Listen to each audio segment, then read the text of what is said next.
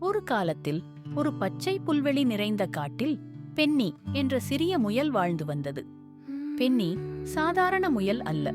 அது மிகவும் சுறுசுறுப்பான மற்றும் தைரியம் நிறைந்த இதயம் கொண்டிருந்தது. ஒவ்வொரு நாளும் பென்னி புல்வெளியை ஆராய்ந்து மலரில் இருந்து பூவுக்கு குதித்து விளையாடுவது, மலைகளுக்கு அப்பால் தாவி குதிக்கும் சாகசங்களை செய்வது போல் கனவு கண்டு கொண்டிருக்கும். பென்னி அடிக்கடி ஒரு சாகசத்தை கனவில் காணும்.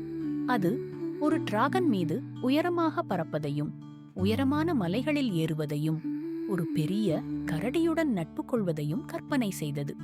ஆனால் இப்போதைக்கு புல்வெளியின் ஒவ்வொரு மூலையையும் ஆராய்வதே அவனுக்கு பிடித்தமான விஷயம். ஒரு நாள் பென்னி விளையாடிக் கொண்டிருந்த போது புல்வெளியின் விளிம்பை நோக்கி பார்த்தான். இருண்ட மற்றும் விசித்திரமான ஒலிகள் நிறைந்த ஒரு மர்மமான காடு இருந்தது. பென்னியின் இதயம் துடித்தது. அங்கு எனக்கு என்ன சாகசங்கள் காத்திருக்கின்றன என்று எனக்கு ஆச்சரியமாக இருக்கிறது என்று மனதுக்குள் நினைத்து கொண்டான். ஆழ்ந்த மூச்சுடன் பென்னி தைரியமாக ஒரு முடிவு செய்தான். அவன் அந்த காட்டுக்குள் குதித்து மின்னும் கற்களால் ஆன ஒரு மந்திர பாதையை கண்டான். அவன் எடுத்து வைக்கும் ஒவ்வொரு அடியும் மெல்லிய சத்தத்துடன் எதிரொலித்தது. இது ஒரு சாகசத்திற்கான வழியாக இருக்க வேண்டும் என்று அவன் உற்சாகமாகினான். பென்னி பாதையை பின்பற்றி செல்லும்போது அவன் லீலா என்ற புத்திசாலித்தனமான வயதான ஆந்தையை சந்தித்தான். "ஹூ யார் நீ?" என்று கூவினாள் லீலா. "என் பெயர் பென்னி. எனக்கு சாகசங்கள் மிகவும் பிடிக்கும்" என்று அவன் உற்சாகத்துடன் பதிலளித்தான். லீலாவின் கண்கள் மின்னியது. "சரி பென்னி, எனக்கு உன் உதவி தேவை. இந்த காட்டின் பெரிய மரத்திலிருந்து தங்க முட்டை ஒன்று காணாமல் போனது. அதன் மந்திரம்தான் இந்த காட்டை வாழ வைத்தது. அதை கண்டுபிடிக்க எனக்கு உதவி செய்வாயா என்று கேட்டது. பென்னி ஆவலுடன் சரி என்று தலையசைத்தான்.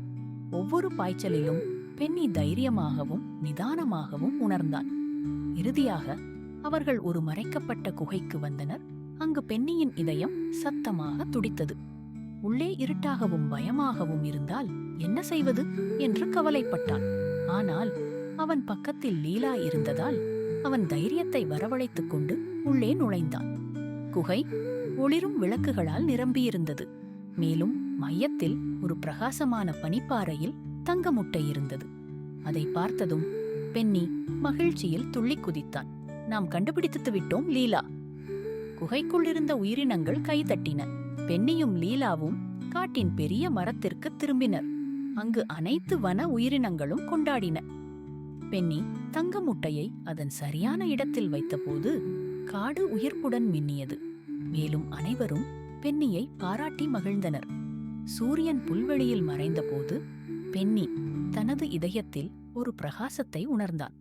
தெரியாதவர்களை தைரியமாக எதிர்கொண்டு வழியில் புதிய நண்பர்களை உருவாக்கினான்.